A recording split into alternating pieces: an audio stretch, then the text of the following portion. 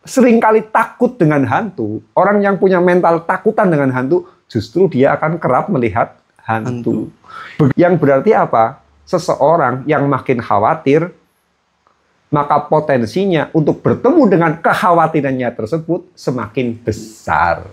Sekarang kalau khawatirnya dengan uang, ya sudah, ketika programnya itu adalah kekhawatiran yang terjadi betul, uang makin susah didapatkan di dunia nyata.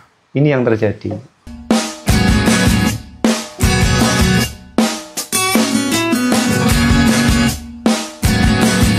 Assalamualaikum warahmatullahi wabarakatuh. Waalaikumsalam warahmatullahi wabarakatuh. Alhamdulillah, puji syukur ya. Salam jumpa. Untuk pertemuan kali ini, konten kali ini, saya ingin mengupas mengapa rasa khawatir kepada uang itu kemudian menarik kemiskinan. Makin kita itu punya perasaan khawatir dengan uang, justru kemudian kita akan berada dalam kondisi miskin. Makin khawatir, makin menarik kemiskinan. Ini yang kemudian ingin saya sampaikan. Begini ya, kemarin di kelas training saya pada bulan akhir Ramadan kemarin, itu di training kelas Inner Creator. Saya memberikan eksperimen kepada teman-teman peserta, kepada para peserta, eksperimen biar mereka itu bisa melihat hantu. Wah, ya mungkin saya kasih ilmu-ilmu perdukunan ya gitu ya. Enggak. Saya memberikannya dengan saintifik saja, dengan logika saja. Karena begini, kalau dalam sains, yang namanya kita melihat hantu, itu sebetulnya adalah halusinasi dari pikiran kita sendiri. Otak kita sendiri yang berhalusinasi. Nah, biasanya kita mengalami halusinasi dengan mudah, itu kita ketika berada pada area-area yang di sana full dengan getaran elektromagnetik. Itu. Nah, getaran elektromagnetik itu banyak sekali frekuensinya di tempat-tempat yang sunyi, di tempat-tempat yang sepi, di tempat-tempat yang kemudian gelap. Itu. Tempat-tempat gelap, sunyi, nggak ada orang, kayak gitu. Ini area-area yang penuh dengan getaran elektromagnetik. Dan ketika kita memasuki getaran elektromagnetik tersebut, ini otak kita itu mudah berhalusinasi. Karena halusinasi yang kita pikirkan, ya, ini akhirnya kita melihat ada penampakan-penampakan, ada proyeksi-proyeksi yang kemudian disebut dengan hantu. Itu. Nah, karena itu memang training inner creator, ya. Saya menugaskan para peserta, tapi tidak semua peserta, hanya peserta yang berkenan melakukan. Karena ya namanya juga melihat hantu kan. Eksperimen, tapi eksperimen melihat hantu. Kalau mentalnya nggak siap ya, namanya saya mengorbankan peserta kan, karena saya sendiri juga takut. Itu ya, saya sendiri takut. Makanya ya dipersilahkan untuk melakukan eksperimen itu bagi teman-teman, bagi para peserta yang memang siap, yang memang mereka berani melakukannya. Itu para peserta saya tugaskan untuk menonton film horor. Ya, menonton film horor, kemudian apa? Di pikirannya mencipta sosok hantu yang paling dia takuti. Artinya dengan menonton film horor kan nanti akan tercipta gambaran-gambaran tentang hantu di dalam pikirannya. Itu.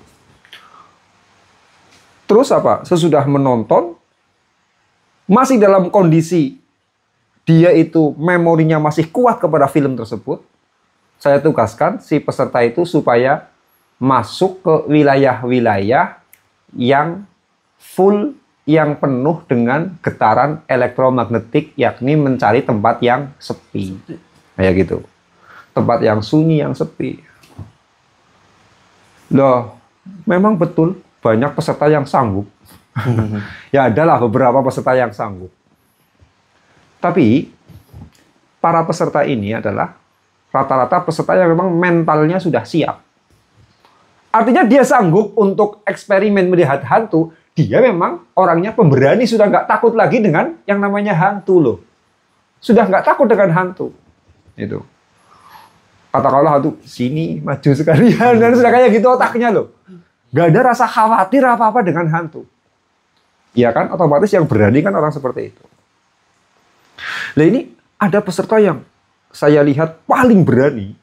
Dia mengiyakan, ya saya karena kebetulan dia itu kerjanya itu sebagai penjaga gudang. Itu loh, penjaga trailer itu loh, ya. Tempatnya sepi di pinggir pantai, kayak gitu. Dia memang penjaga gudang. Sehingga dari awal pun peserta ini sudah biasa melihat hantu, diteror hantu setiap malam. Sehingga yang namanya hantu itu sudah bukan apa-apa lagi lah, sudah kecil. Ya, lewat ya gitu kan, itu loh. Betul dia mempraktekkan. Tapi karena hatinya berani dan bagi dia yang namanya hantu bukan sesuatu yang menakutkan. Karena sudah terbiasa dia itu. Memang sudah lama kerja di gudang tersebut. Dan sering juga dengan teman-temannya dia melihat ada penampakan-penampakan. Tapi mentalnya sudah berani. Ketika saya suruh untuk menonton film horor, jebret, kemudian dia pergi ke tempat yang sepi, ternyata dia nggak melihat apa-apa. Karena apa? Dalam pikirannya sudah tidak ada kekhawatiran melihat hantu. Itu. Kemudian yang keberaniannya masih tanggung-tanggung. Artinya orang punya keberanian dengan hantu itu kan, jadi orang pemberani dengan hantu atau penakut dengan hantu itu kan biasanya bawaan lahir kan? Iya. Itu loh, bawaan lahir anak biasanya. Nah ini ada sebagian peserta lagi yang mereka profesinya bukan di tempat-tempat angker seperti yang teman yang pertama, seperti peserta yang pertama, bukan. Cuman mereka sejak lahir itu sudah punya bawaan pemberani ketika berhadapan dengan hantu. Ibaratnya lewat kuburan sendiri ya nggak takut ya gitulah. Itu. Nah, ada beberapa peserta yang memang menyanggupi melakukan itu. Dan betul dia melakukan eksperimen. Juga nggak melihat apa-apa. Tapi di dalam hatinya itu muncul perasaan, ada rasa merinding. Gitu. Ada rasa merinding. Ih, apa ya? Tapi nggak kelihatan. Tapi ada perasaan, ih, apa ya? Berarti peserta yang ini, walaupun dia itu punya bawaan pemberani, tapi masih ada rasa khawatir. Jangan-jangan saya melihat hantu, karena tidak terbiasa. Beda yang pertama, super itu sudah, rasa takutnya itu sudah, urat lehernya udah putus dengan rasa takut dengan hantu itu yang pertama itu. Nggak lihat apa-apa. Yang kedua ini apa? Nggak melihat apa-apa. Tapi apa? Ada rasa merinding. Saya lihatnya, ada yang lihat katanya, oh di sana itu ada sosok yang perempuan tua berbaju putih berdiri di sana, merinding. Gitu. Iya, karena memang yang namanya hantu itu kan makhluk astral, bangsa jin itulah ya. Yang namanya makhluk astral itu tercipta dari api. Api bisa nggak kita bikin bentuk bulat? Atau kemudian kotak-kotak, bisa nggak? Kita mau mencipta makhluk dari api. Ya, kita bikin cangkir. Bentuknya kayak gini. Bisa nggak api? Nggak bisa. Beda dengan unsur tanah. Kalau unsur tanah, mau kita bikin kotak bisa. Kita bikin cangkir bisa. Kita bikin bulat bisa. Kita bikin oval bisa. Bisa tanah kan? Bisa. Makanya kemudian manusia itu tercipta dari unsur tanah. Maka kemudian kalian itu punya bentuk tubuh seperti ini. Ada mata, ada kepala, ada tangan, ada kaki. Ya, ada hidung, ada mulut, ada yang ganteng, ada yang jelek, macam-macam. Karena kita tercipta dari unsur tanah, dan tanah itu memang bisa dibentuk sebagaimana bentuk fisik seperti ini. Tapi kalau kita itu mencipta sesuatu dari api, Bisa nggak kemudian kita bentuk seperti badan fisik kita? Kotak-kotak. Itu ada api otak-kotak, ada api kotak-kotak, ada api bentuknya oval. Nggak bisa dibikin seperti itu. Karena yang namanya api itu adalah unsur gas. Kayak gitu. Nah, sama ketika Allah menciptakan makhluk bernama jin, bernama makhluk astral. Ini juga nggak ada bentuk fisiknya loh. Makanya yang namanya makhluk astral itu sebetulnya hanya sebuah getaran yang memiliki kesadaran. Getaran tapi dia punya kesadaran, punya nyawa. Ini yang jin.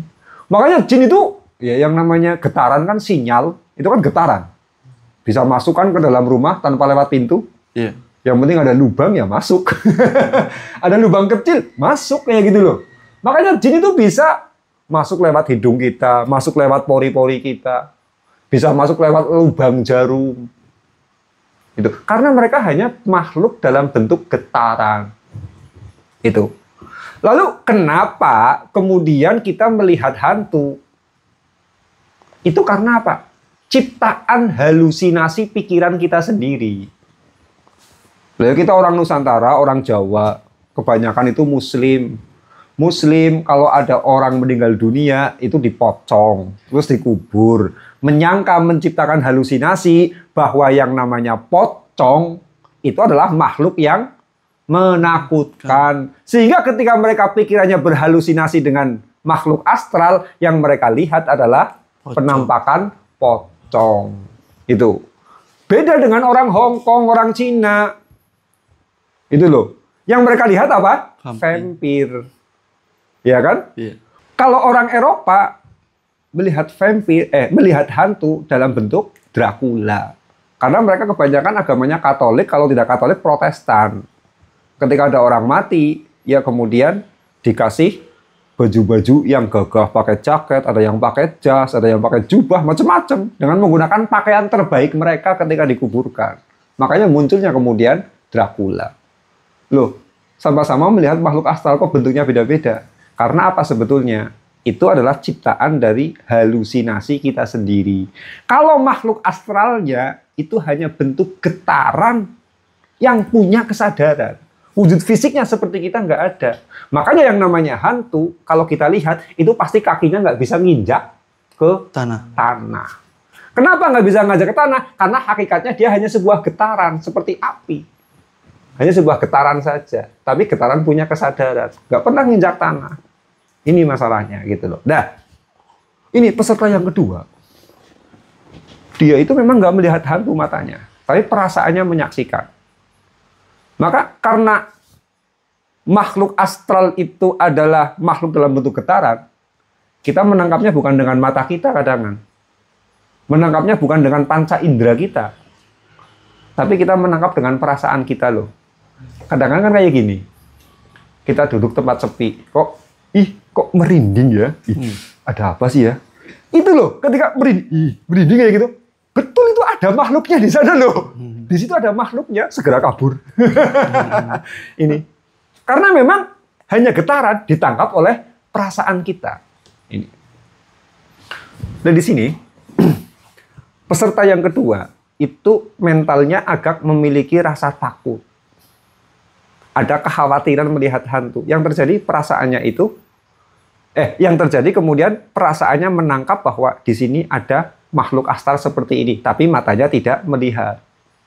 Lah, andai kata mungkin saya mewajibkan semua peserta untuk melakukan eksperimen itu, artinya saya paksa mereka, entah itu yang berani, entah yang tidak, yang penakut, entah yang tidak, semuanya harus melakukan eksperimen itu. Saya yakin yang paling penakut dengan hantu, dia yang akan melihat hantu pertama kali.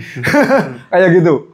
Makanya kalau orang seringkali takut dengan hantu, orang yang punya mental takutan dengan hantu, justru dia akan kerap melihat hantu. Begitu dia masuk di sebuah wilayah, di sebuah area, di mana area tersebut banyak getaran elektromagnetiknya, ya, banyak getaran elektromagnetiknya, di sana nanti otaknya akan mudah berhalusinasi dengan hantu. Gitu. Yang berarti apa? Seseorang yang makin khawatir maka potensinya untuk bertemu dengan kekhawatirannya tersebut semakin besar. Paham ya? Paham. Kita khawatir, jangan-jangan ada hantu. Ya sudah, malah kita mudah ketemu dengan hantu. Itu. Kita punya perasaan, jangan-jangan di sini ada gendruwonya. Jangan-jangan di sini ada kuntilanaknya. Ya sudah. Peluang kita untuk bertemu dengan kuntilanak itu semakin besar. Dikarenakan dipicu oleh rasa khawatir kita sendiri. Rasa khawatir kita kemudian apa? Mempengaruhi saraf otak kita. Kayak gitu. Akhirnya otak kita itu berhalusinasi. Ini loh. Kesimpulannya, makin khawatir justru makin mudah ditemukan hal yang kita khawatirkan. Oke? Nah, sekarang kalau khawatirnya dengan uang. Nah, sampai kan? Iya. Sekarang kalau khawatirnya dengan uang. Halusinasi otak kita apa? Uang itu sedikit. Uang itu susah ditemukan. Uang itu mudah habis. Uang itu barang yang susah kita dapatkan. Halusinasinya seperti itu. Ini loh. Nah, ketika kita halusinasi, ya sudah. Wujud dalam bentuk nyata. Uang itu menjadi sesuatu yang susah untuk ditakuti. Makanya yang ditakuti malah yang kerap dijumpai. Itu. Yang ditakuti malah itu yang mudah dijumpai. Karena begini loh. Pikiran bawah sadar manusia itu tidak bisa mengenali apakah itu nyata ataukah itu khayalan. Apakah itu halu ataukah itu realita. Pikiran bawah sadar tidak bisa mengenali. Kayak gitu. Saya biasa kok. Ketika saya itu menerapi kepada peserta training, itu ketika saya melakukan hipnoterapi, saya biasa menyuruh para peserta, saya suruh menghayal kekayaan. Disuruh menggambarkan berada di rumah yang mewah, disuruh menggambarkan punya uang banyak, menaiki mobil mewah, kayak gitu. Disuruh kemudian untuk jalan-jalan di tempat yang megah ke Eropa, kayak gitu. Saya suruh mereka menghayalkan saja. Nanti para peserta yang kemudian di pikiran bawah sadarnya itu masih nyaman dengan kemiskinan, itu ada reaksi-reaksi yang tidak nyaman dalam tubuhnya. Tiba-tiba muntah, kayak gitu. Tiba-tiba sakit kepala, tiba-tiba matanya sakit, tiba-tiba perutnya mual, tiba-tiba kentut terus, tiba-tiba terus mencret. Macam-macam reaksinya itu. Ada yang kakinya panas, kayak gitu. Bahkan pernah sering juga diopnam ke rumah sakit. Itu ya. Sampai infus ke rumah sakit loh, diinfus. Ini. Ada juga yang kayak gitu. Lah, ini kenapa?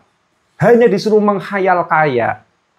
Kok mereka mengalami respon tubuh yang tidak enak seperti itu, tidak nyaman seperti itu, sampai muntah-muntah macam-macam. Dikarenakan yang menangkap adalah pikiran bawah sadarnya. Sekalipun itu hanya khayalan, itu oleh bawah sadar, pikiran bawah sadar dikenali sebagai kenyataan.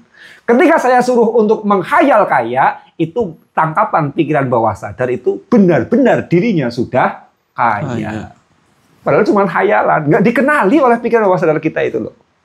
Ini.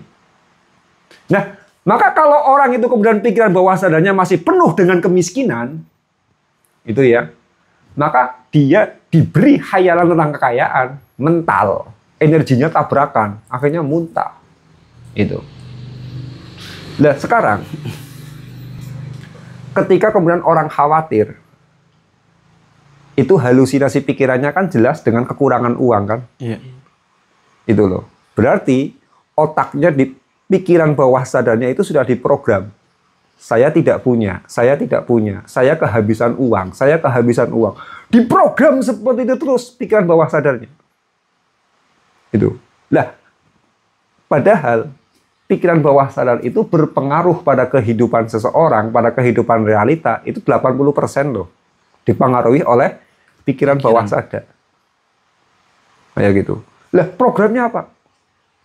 Uang sedikit, uang habis, uang habis, uang habis. Khawatir. Itu sedang memprogram terus. Tak, tak, tak. Uang habis, diprogram terus dengan kekhawatiran itu loh. Ya sudah, ketika programnya itu adalah kekhawatiran yang terjadi betul, uang makin susah didapatkan di dunia nyata. Ini yang terjadi. Karena apapun yang ditakuti, apapun yang dikhawatiri, malah kerap dijumpai. Nah sekarang dengan Allah. Kita dengan Allah, kita dengan Tuhan. Kita supaya lupa apa supaya kerap jumpa? Jumpa. Hah? Kerap jumpa. Kerap jumpa ya. Kita dengan Allah supaya kerap jumpa. Perintahnya apa? Perintahnya supaya kita itu takwa. Takwa itu kan rasa takut kepada Allah. Sesuatu yang kita takuti akan makin kerap kita jumpai. Kita takut hantu, kita akan kerap ketemu hantu. Kita takut dengan Kita makin takut dengan uang, artinya khawatir dengan uang, maka kekurangan uang itu yang akan kerap menemui kita. Apa yang kita takuti? Kita takut dengan Allah. Kita khawatir jangan-jangan hubungan kita tidak baik-baik saja dengan Allah. Justru kita makin kerap bertemu dengan Allah. Tapi kalau kita sudah tidak khawatir tidak bertemu dengan Allah, ya sudah kita nggak akan pernah ketemu dengan Allah. Istri orang embat saja. Kenapa kalau kita ngembat istri orang? Karena apa? Kita tidak bertemu dengan Allah. Kesadaran kita nggak ketemu dengan Allah. Kenapa kemudian ada harta orang kita ambil? Kenapa ada suami orang kita rebut? Ya gitu. Kenapa ada uang kemudian kita korupsi? Karena kita tidak punya rasa khawatir kepada Allah, tidak punya rasa takut kepada Allah, alias tidak punya rasa takwa. Memang rasa takut itu menjadikan kita kerap jumpa dengan apa yang kita takuti. Itu psikologi manusia seperti itu. Apa yang kita takuti, itu yang menjadikan kita kerap ketemu. Ya gitu. Nah sekarang, kalau dengan uang, ya kita itu disuruh takut, apa disuruh bersyukur? Bersyukur. Disuruh menikmati malah. Bukan disuruh khawatir. Karena apa? Supaya kita banyak bertemu dengan uang, syaratnya tadi, kita jangan khawatir dengan uang. Maka kemudian diganti dengan perasaan syukur. Merasa kaya, merasa cukup, merasa dilimpahi oleh Allah. Ini adalah rasa syukur. Ketika kita membangun rasa syukur, rasa khawatir kita dengan uang itu kecil. Kalau rasa khawatir kita dengan uang itu kecil, itu ya, akhirnya apa? Apa yang kita tidak khawatiri, itu yang akan hadir bertemu dengan kita. Wong kita nggak khawatir dengan uang, akhirnya kita mudah ketemu dengan uang. Wong kita khawatir takut dengan uang, itu ya, kita khawatir dengan uang, yang terjadi, yang muncul adalah ketiadaan uang. Itu. Makanya, supaya kita itu kemudian kerap bertemu dengan uang, ini, caranya satu, kita jangan banyak ketakutan dengan uang, jangan banyak khawatir dengan uang. Tapi gantilah dengan perasaan bersyukur. Bersyukur itu justru apa? Nggak ada rasa khawatir kehabisan uang. Nggak mengkhawatirkan uang terlalu dalam banget. Ini enggak. Nyaman, rileks, menerima, merasa berlimpah. Itu loh. Ya karena tadi, apapun yang kita khawatiri, itu adalah apa yang kerap kita jumpai. Gitu. Apa yang kita khawatir? Kita banyak khawatir dengan uang, ya sudah, ketiadaan uang itu yang muncul. Kita tidak khawatir dengan uang, maka uang itulah yang hadir dalam kehidupan kita. Ini. Maka ya, yang namanya Nabi Muhammad, kita itu kemudian dengan Allah diperintahkan untuk takwa. Tapi dengan uang itu diperintahkan untuk syukur dan tawakal. Yang namanya syukur itu kan rasa di mana kita itu tidak mengkhawatirkan uang terlalu mendalam, tapi justru kita menghadirkan rasa berlimpah agar hadir keberlimpahan. Kemudian rasa tawakal. Rasa tawakal itu apa? Rasa tawakal itu bersandar penuh kepada Allah. Sesudah kita melakukan usaha, kita bersandar penuh kepada Allah, pasti saya hasil. Saya bersandar saja kepada Allah. Toh saya sudah berusaha penuh. Ini menghilangkan kekhawatiran apa enggak? Proses menghilangkan kekhawatiran. Kalau kekhawatirannya itu kemudian bisa kita hilangkan, maka potensi proyeksi kejadian yang kita khawatirkan justru akan jauh dari kehidupan kita. Artinya kayak gini, kalau kita itu bisa menghandle perasaan khawatir, ini ya, justru apa yang kita takuti tidak akan hadir. Nabi Muhammad dengan Abu Bakar, ketika beliau itu hendak hijrah ke Madinah, kan dikejar sama orang-orang kafir Quraisy. Takut nggak kira-kira? Takut. Khawatir nggak nyawanya melayang? Khawatir. Akhirnya mereka itu bersembunyi di Gua Thur. Kan gitu ceritanya ya. Lah, Nabi Abu Bakar itu badannya menggigil saking takutnya. Saking menggigil saking takutnya. Itu loh. Nah, ini kalau dibiarkan ketakutan tersebut, maka justru nanti Abu Bakar ketangkap sama pasukan kafir Quraisy. Oleh Nabi ditenangkan. La tahzan, innallaha ma'ana. Kamu jangan takut, kamu jangan sedih, kamu jangan khawatir. Innallaha ma'ana. Kita itu bersama Allah. Supaya dia menenangkan diri dari rasa khawatirnya. Nah, sesudah Abu Bakar merasa tenang, betul kan?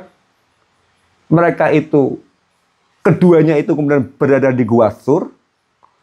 Kemudian pasukan Quraisy sudah berada di mulut Gua Thur. Ternyata tidak menemukan, mereka tidak curiga, tidak apa, bahwa di dalam Gua Thur itu ada orang yang mereka cari, yakni Nabi Muhammad dengan Abu Bakar. Ini karena apa? Abu Bakar mampu menghandle perasaan takutnya lantaran dinasehati oleh Nabi, la tahzan innallaha ma'ana. Lah, andai kata Abu Bakar tetap dalam ketakutannya, ya sudah, ini orangnya bantai sekalian, ya gitu loh. Maka dalam cerita banyak kitab itu kan diceritakan konon waktu itu Nabi Muhammad dengan Abu Bakar juga didukung oleh kondisi-kondisi alam semesta. Sehingga ada burung yang tiba-tiba bikin sarang di mulut gua. Lah ya gua ada sarang burungnya. Mulut gua ada sarang burungnya. Kan nggak ada orang curiga kalau ada orang masuk ke dalam Gua Thur, ya kan? Itu loh. Tiba-tiba ada burung yang mendukung, energinya mendukung, kemudian dia itu membuat sarang di mulut gua tersebut. Akhirnya ketika pasukan Quraisy datang ke sana, ya ini nggak mungkin ada orang masuk ke sana. Karena apa ini? Guanya aja ada sarang burungnya. Ya itu sih cerita mukjizat ya, cerita mukjizat. Tapi yang jelas, kondisi mental Abu Bakar dengan kondisi mental Nabi Muhammad itu pada waktu itu tidak ada kekhawatiran. Karena dia tidak ada kekhawatiran, musuh yang ditakuti juga nggak hadir. Andai kata Abu Bakar itu khawatir, yang terjadi musuhnya pasti menemukan sosok Abu Bakar. Sama seperti kita melihat hantu. Kalau kita ketakutan, ya kita malah menyaksikan. Kalau kita itu kemudian tidak punya rasa takut, malah kita nggak pernah ketemu. Uang juga seperti itu. Semakin kita banyak khawatir, ya sudah, uang tiada sekalian. Tapi kalau kita kemudian bisa menetralkan perasaan kita, itu ya, menetralkan perasaan kita dengan perasaan-perasaan tersebut, dengan perasaan tidak khawatir, ini justru uang itu akan mudah kita temukan. Maka yang paling antipati dengan uang, dengan keberlimpahan uang, itu adalah rasa khawatir. Loh sekarang persoalannya, kalau kemudian kita lagi khawatir banget dengan uang, gimana? Ya istighfar lah. Tapi ingat, iya, kita itu lagi khawatir uang. Astaghfirullahaladzim. Astaghfirullahaladzim. Ini deteksi loh. Istighfarnya, ketika kita membaca istighfar, itu rasa khawatirnya makin hadir, apa makin hilang. Bisa orang istighfar, kemudian perasaan khawatirnya makin hadir. Itu kalau makin hadir, ganti loh dengan cara yang lain harus mengatasinya. Contohnya apa? Dibawa aktivitas. Loh daripada saya ini lagi khawatir banget sama uang, lah mendingan nonton TV. Ya, mendingan nonton apa TikTok. Atau mendingan melakukan aktivitas apa, motoran, naik motor atau apa. Sengaja keliling-keliling, lari-lari atau apa. Yang penting kita hilang rasa khawatirnya. Jangan terlalu mendalam ke sana. Kalau kita istighfar, astagfirullahaladzim. Astagfirullah. Tapi yang muncul adalah rasa khawatir makin tinggi, sudah berhenti saja. Ganti yang lain. Tapi kalau kita astagfirullahaladzim, tapi kita makin tenang hatinya. Rasa khawatirnya makin hilang. Kayak gitu. Makin hilang. Ya sudah, teruskan istighfarnya. Maka kalau kita itu khawatir, alihkan pikiran kita. Sebetulnya itu. Ya. Pikiran kita segera dialihkan kepada aktivitas yang lain. Supaya kemudian kita itu tidak terjerat di dalam kekhawatiran-kekhawatiran tersebut. Karena makin kita khawatirkan, justru uang itu makin enggan untuk datang.